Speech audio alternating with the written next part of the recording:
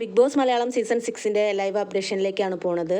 ഇപ്പോൾ ലൈവിൽ ജയിലിലേക്ക് പോകുന്നവർക്ക് വേണ്ടിയിട്ടുള്ള നോമിനേഷൻ കഴിഞ്ഞിട്ടുണ്ട്. പ്രതീക്ഷിച്ച പോലെ തന്നെ സായിക്കാണ് കൂടുതൽ പേരും വോട്ട് ചെയ്തിട്ടുള്ളത്.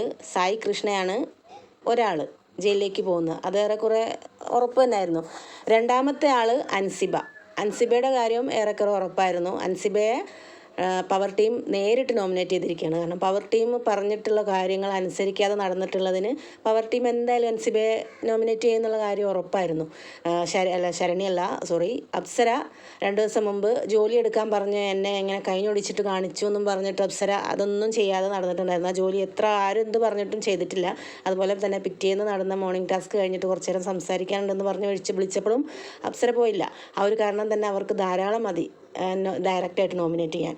പിന്നെ സായിയുടെ കാര്യം, സായി പുറത്തുള്ള കാര്യങ്ങൾ അകത്ത് വന്ന് ജാസ്മിൻ്റെ അടുത്ത് പറഞ്ഞു എന്നുള്ള റീസൺ കൊണ്ട് തന്നെ സായിയെ ബാക്കി എല്ലാവരും അധികം പേരും മെജോറിറ്റി ചെയ്തിരിക്കുന്നത് സായിയാണ്. അങ്ങനെ ഇവർ രണ്ടുപേരാണ് ഇപ്രാവശ്യത്തെ ജയിൽ നോമിനേഷനിലേക്ക് പോകുന്നത് കേട്ടോ.